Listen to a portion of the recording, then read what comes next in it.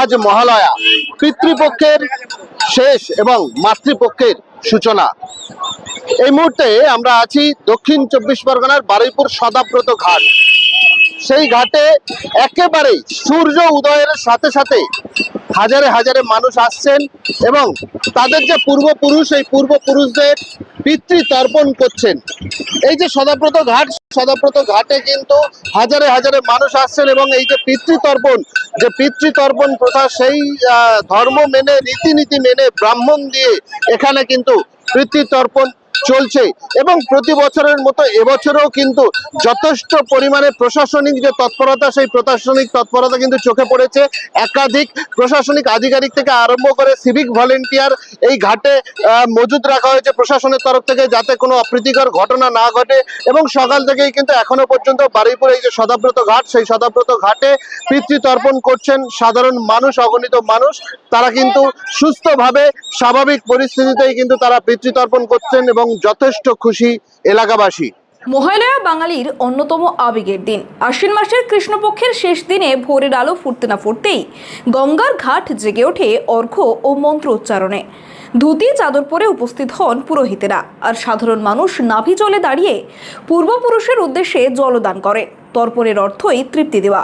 এই বিশ্বাসে হাজার হাজার মানুষ ভিড় জমায় আদিগঙ্গার সদাব্রত ঘাটে। জনশ্রুতি আছে, এ সময় প্রেত লোক থেকে পূর্বপুরুষেরা নেমে আসেন, তাদের উত্তরসূরিদের অর্ঘ্য গ্রহণ করেন। তাই মহালয়া শুধুই মৃত্যু চেতনার প্রতীক নয়, বরং উত্তর পুরুষের হাতে পূর্বপুরুষের অমরত্বের আশা।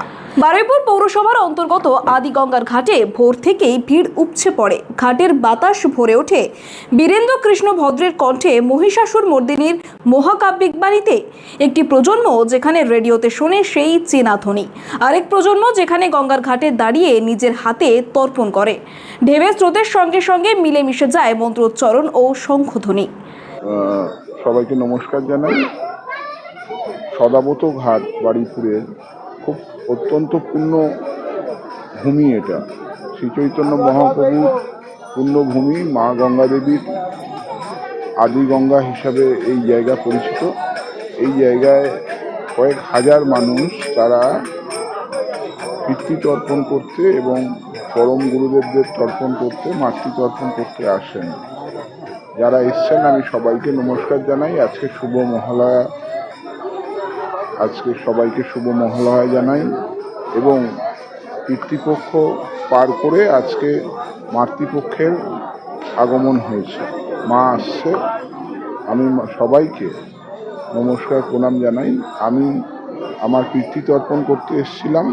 আমার পিতা স্বর্গীয় সুধা সর্দার 2009 সালে তিনি পরলোক গমন করেন। আমাদের নীলবাতির দিনে, সেদিনকে তিনি পরলোক গমন করেছিলেন। তার উদ্দেশ্যে পিতৃতর্পণ করতে এসেছিলাম সদাব্রত মহাঘাট। ঘাটের ব্যবস্থাপনা কেমন?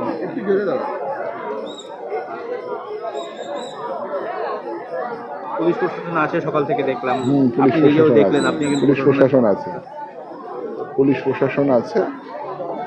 প্রশাসন ভালো ব্যবস্থা নিয়েছে।